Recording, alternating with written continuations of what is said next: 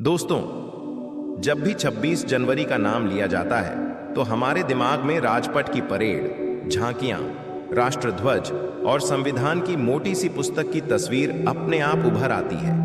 हमें बताया जाता है कि 26 जनवरी 1950 को भारत गणराज्य बना, संविधान लागू हुआ और देश ने एक नई शुरुआत की। लेकिन इस पूरे इतिहास में एक ऐसा सच है जिसे या तो आधा अधूरा बताया गया या फिर जानबूझकर दबा दिया गया, और वह सच्चाई है बाबा साहेब आम्बेडकर का असली, निर्णायक और संघर्षों से भरा योगदान। 26 जनवरी के दिन हम जिस आज़ादी, बराबरी और अधिकारों की बात करते हैं, उसकी बुनियाद आखिर किसने रखी? यह सवाल अक्सर पर्दे के पीछे धकेल दिया जाता है। आज का यह वीडियो उसी पर्दे को हटाने की एक कोशिश है। तो दोस्तों, अगर आप हमारे चैनल GM पॉजिटिव थिंक पर नए हो तो अभी के अभी सब्सक्राइब कर दो, वीडियो को लाइक कर दो और इसे अपने दोस्तों के साथ शेयर भी जरूर कर देना। तो चलिए वीडियो शुरू करते हैं। दोस्तों, 26 जनवरी कोई साधारण तारीख नहीं है। बहुत कम लोगों को पता है कि 26 जनवरी को ही 1930 में भारतीय राष्ट्रीय कांग्रेस ने पूर्ण स्वराज की घोषणा की थी। यानी यह तारीख अंग्रेजी शासन के खिलाफ भारत की राजनीतिक जागृति और आजादी की चेतना की प्रतीक रही है। जब 1950 में संविधान लागू करने के लिए तारीख चुनी गई तो 26 जनवरी का चयन केवल संयोग नहीं था, यह एक साफ संकेत था कि अब सत्ता किसी राजा, किसी साम्राज्य या किसी जाति की नहीं बल्कि जनता की होगी। लेकिन इस संदेश को सिर्फ कागज पर नहीं बल्कि जमीन पर उतारने का काम जिस महान व्यक्ति ने किया, उनका नाम है डॉक्टर भीमराव आम्बेडकर। दोस्तों, अक्सर कहा जाता है कि बाबा साहेब संविधान निर्माता थे, लेकिन यह शब्द भी उनके योगदान को सीमित कर देता है। सच्चाई यह है कि वे सिर्फ संविधान के लेखक नहीं थे, बल्कि भारत में लोकतंत्र के सबसे बड़े शिल्पकार, वास्तुकार और दिशा देने वाले मार्गदर्शक थे। 26 जनवरी 1950 को जब संविधान लागू हुआ तो वह केवल नियम कायदों का एक संग्रह नहीं था, वह सदियों से दबाए गए लोगों के सपनों, उम्मीदों और अधिकारों का दस्तावेज था। बाबा साहेब ने इसमें वह सब शामिल किया जिसे समाज ने बार बार हाशिए पर धकेला।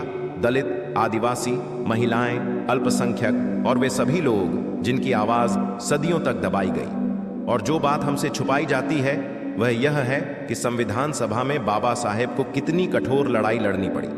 उन्हें केवल अंग्रेजी शासन के प्रभाव से ही नहीं बल्कि भारत के भीतर मौजूद जातिवादी सोच, भेदभाव और ऊंच नीच की मानसिकता से भी टकराना पड़ा।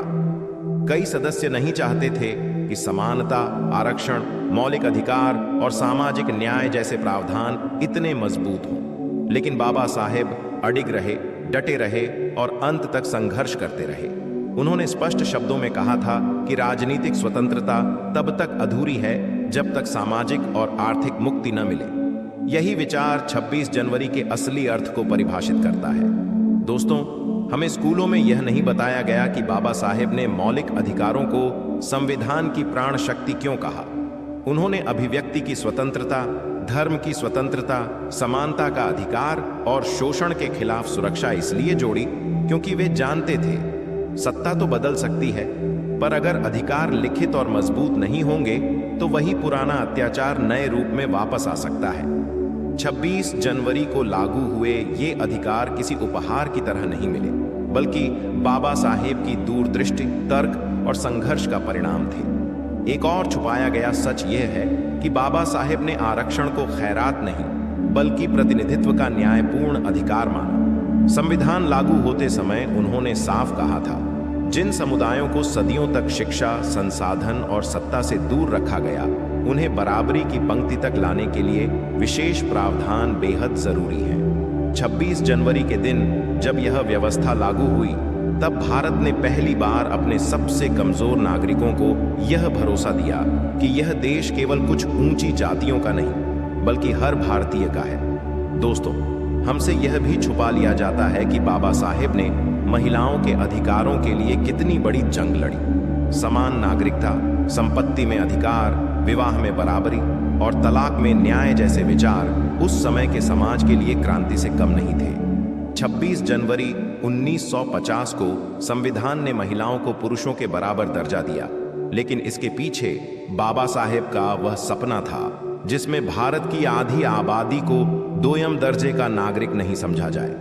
दोस्तों, 26 जनवरी और बाबा साहेब आम्बेडकर का संबंध सिर्फ संविधान तक सीमित नहीं है, यह रिश्ता एक चेतावनी भी है। संविधान लागू करते समय बाबा साहेब ने कहा था कि यदि हमने सामाजिक लोकतंत्र नहीं अपनाया तो राजनीतिक लोकतंत्र ज्यादा दिन नहीं टिक पाएगा। उन्होंने संवैधानिक नैतिकता की बात की, यानी कानून केवल किताबों में नहीं बल्कि हमारे आचरण और व्यवहार में भी दिखाई देना चाहिए। यह बात आज भी उतनी ही सच्ची है, लेकिन इसे अक्सर 26 जनवरी के भाषणों में बस एक औपचारिक पंक्ति बना दिया जाता है। दोस्तों, हमें यह भी नहीं बताया गया कि बाबा साहेब ने धर्मनिरपेक्षता को संविधान में इतनी मजबूती से क्यों जोड़ा। वे जानते थे कि अगर राज्य किसी एक धर्म का पक्ष लेगा तो अल्पसंख्यकों के अधिकार संकट में पड़ जाएंगे। 26 जनवरी 1950 को भारत ने खुद को एक धर्मनिरपेक्ष गणराज्य घोषित किया। यह फैसला बाबा साहेब की गहरी समझ और ऐतिहासिक अनुभव का परिणाम था। और सबसे बड़ा दबाया गया सच यह है कि बाबा साहेब को उनके ही देश में कितनी उपेक्षा, विरोध और अनदेखी झेलनी पड़ी। संविधान लागू होने के बाद भी उन्हें लगातार निशाना बनाया गया। उनके विचारों को विदेशी, विभाजनकारी और खतरनाक कहकर बदनाम किया गया।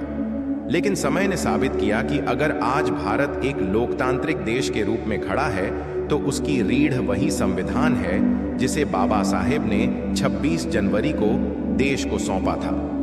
दोस्तों, 26 जनवरी को जब हम तिरंगा फहराते हैं तो असल में हम उस संघर्ष को सलाम करते हैं जो बाबा साहेब ने बिना किसी हथियार के लड़ा।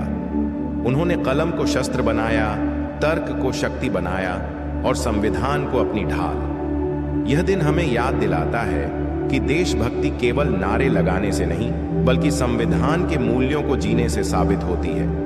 आज जरूरत है कि 26 जनवरी को केवल उत्सव के रूप में न मनाया जाए बल्कि आत्ममंथन के दिन की तरह देखा जाए। हमें खुद से पूछना चाहिए, क्या हम बाबा साहेब के सपनों का भारत बना पाए? क्या समानता, बंधुत्व और न्याय केवल शब्द बनकर रह गए हैं या हमारी जिंदगी का हिस्सा बने हैं? बाबा साहेब ने संविधान हमें सौंप दिया, लेकिन उसे जीवित रखना हमारी जिम्मेदारी है। 26 जनवरी और बाबा साहेब आम्बेडकर का रिश्ता हमें यह सिखाता है कि इतिहास को छुपाया जा सकता है, मिटाया नहीं। सच्चाई देर से सही लेकिन सामने जरूर आती है। आज जब हम इस छुपाए गए योगदान की बात करते हैं तो यह सिर्फ अतीत को याद करना नहीं बल्कि भविष्य को सही दिशा देने का संकल्प है। क्योंकि जब तक बाबा साहेब के विचार जीवित हैं तब तक 26 जनवरी केवल एक तारीख नहीं बल्कि बराबरी, इंसानियत और सच्चे लोकतंत्र की चेतना है। तो दोस्तों, इस विषय पर आपका क्या विचार है? कमेंट करके जरूर बताना। और अगर वीडियो पसंद आया हो तो वीडियो को लाइक करें, चैनल GM पॉजिटिव थिंक को सब्सक्राइब करें और बेल आइकॉन दबाना ना भूलें। मिलते हैं किसी और वीडियो में। जय भीम, जय भारत, धन्यवाद।